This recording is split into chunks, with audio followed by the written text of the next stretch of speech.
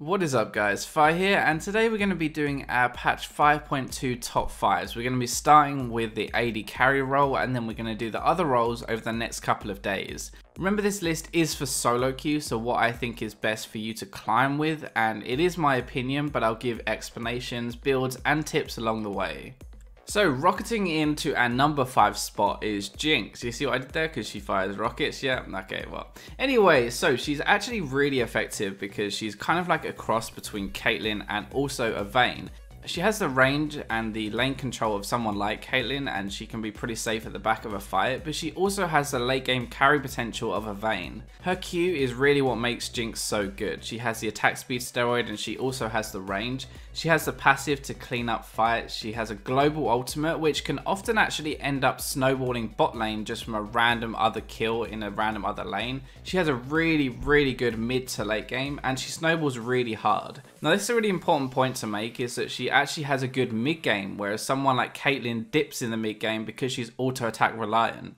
The reason Jinx doesn't dip is because normally an auto attack reliant champion needs Infinity Edge and some attack speed to actually make them effective, to make those autos kind of come off more. For Jinx, she has the attack speed steroid on her Q, so she can enter team fights with just an Infinity Edge and still be really effective. The reason I like Jinx so much right now is because she does well against the other mid laners, other top laners, and she holds her own against the other ADs as well. She doesn't have an escape, and that's the only thing keeping her down at number 5. If you do just decide to get jumped on by people, there isn't too much you can do. You have a little bit of self-pill, but you really need your team to protect you as well. So running her way into number 4 is going to be Sivir. I wonder if I can make these puns for everyone. Okay, anyway, so Sivir. Her ultimate's really overpowered. She has great poke. She pushes really fast. She has a spell shield to kind of protect herself. And she's also actually a lane bully. Now, a lot of people don't view her as a lane bully, but if you think about it really, she pushes with her W and then she harasses under tower with her Q. In my book, that counts as a bully, and it really depends on the other person as to how much bullying you can actually do.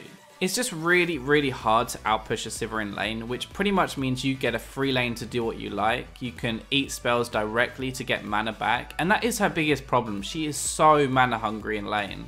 Okay, that's not her biggest problem, let's be honest. Her 500 range is her biggest problem, but one of her problems is that she's so mana hungry, and late game she's more of a utility AD than she's actually a damage AD. That's not to say that she doesn't have damage. She does have a lot of damage, especially early and into mid game as well. Apart from her early damage with her poke that's really visible, there's a big portion of her damage in team fights that just isn't really noticeable, but is actually huge. When you're layering your Q and your W across an entire team in a team fight, you'll be surprised at actually how much damage you're outputting. You just can't really see it, you don't notice it, because you're not directly doing that damage to your primary target.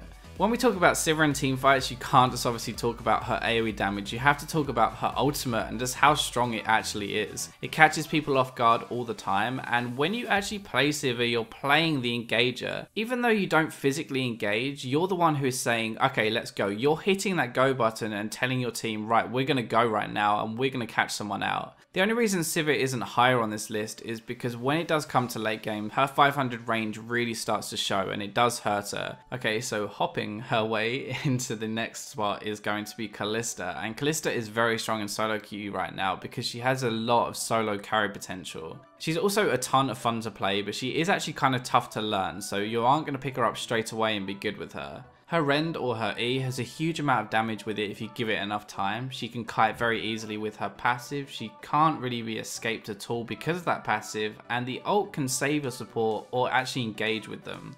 The really cool thing with Kalista is that she's basically like a ticking time bomb. If a team fight isn't over quickly, then she is going to take over it with her Rend, and she is just going to decimate your entire team. So the longer you actually leave that team fight going for, the more dangerous she becomes. Another good point with Kalista is that her lane phase and her mid game especially are very strong. She does kind of fall off late game a little bit, but those two phases more than make up for it. Okay, so Kalista's kit isn't the easiest to play with, but one thing that is really easy is her W, and it's your main way of trading. You just auto attack the enemy AD and then the support does as well, and suddenly you've done a huge chunk of damage and you haven't really taken any risks at all. The other good thing in lane is that you can keep hopping around, and it's really hard for the enemy AD to burst you before you get a huge amount of Ren stacks, because they don't have burst early into the game, so you can keep pressuring them and keep pressuring them, use your E, and that's a huge trade for you, and you pretty much get lane control just from that.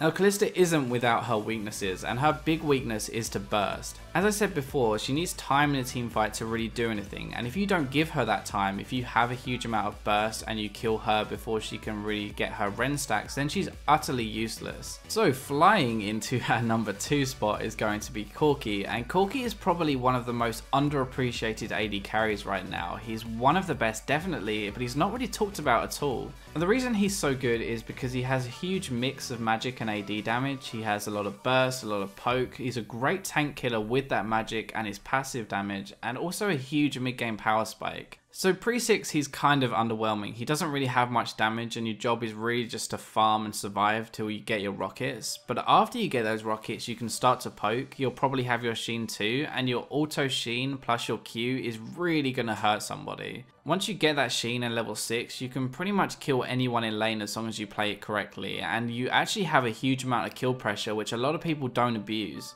One of Corki's biggest strengths has always been his mix of AD and magic damage. It's really hard to itemize against him because of that. You can't just build armor because of his Q and his ultimate mainly, and also his passive, and you can't just build magic resist because he's still an AD carry at the end of the day and he's still going to be critting you. When you get your Triforce, you have a huge mid-game spike, and you can easily take over these mid-game team fights and snowball the game into your advantage. Corki is pretty simple, and I could go on and on about how good he is, but really he just has poke and a lot of burst, and he does both of those things insanely well for an AD carry, and he can really take over the game mid-game, which is where you want to be grouping and fighting and taking objectives. So dashing into the number 1 spot is going to be Graves. God, that one sucked, but I don't have anything else, okay? Anyway, Graves is just everything you want in an AD carry right now. He doesn't really have any big weaknesses. He has a ton of burst. He's tanky with that passive. He's a lane bully. He has AoE damage, and he's strong throughout the game.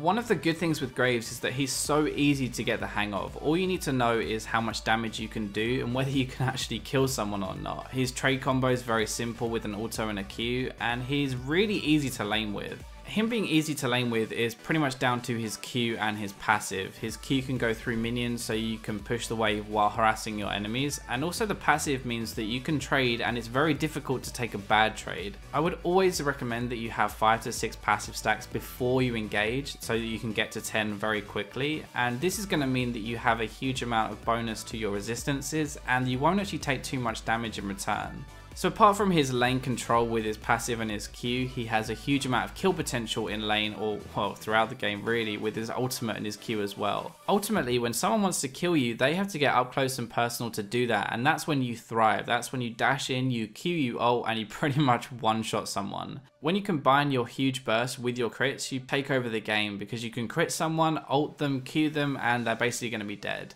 If his huge amount of damage was not enough, he has this huge utility with his W that can zone people out of fights. He has his quick draw, which is a low cooldown dash, and attack speed steroid as well. He's just everything you want in an AD carry, and he's coming back into the meta now, mainly because of Lucian being nerfed over and over again. The only weaknesses that he really has is that when he gets behind, he's not that strong because he does rely on his burst and he needs items to do that burst, and he's not a very good tank killer either. So that wraps up my top 5 AD carries for patch 5.2, and now I actually want to go through and just mention 2 that almost made this list, and another one that's really strong right now but just underplayed basically and underappreciated. The underappreciated one is going to be Kog'Maw. He's really everything that you want in an AD carry. He does a huge amount of damage, he's very good against the meta champions right now, he just doesn't have an escape and he's just not that popular right now even though he's really strong. The 2 that almost made this list are Vayne and Ezreal. Now Vayne is kind of like a worse version version of Jinx right now because she gets dumped on by everyone in lane, and that's kind of why Ezreal isn't there as well. Both of them have the potential to carry games solo, and that's why I wanted to mention them. Ezreal is very good at kiting and has a huge amount of damage if he gets ahead, but he's also very vulnerable in lane and he can get stomped very easily and get behind. Anyway, I hope you guys enjoyed that video and the new format, and please let me know if you do, or if you like the old format with the slides a little bit better. I'll be doing the mid and top ones in the next couple of days, so keep an eye out for that. Remember to like and subscribe, and I'll catch you next time.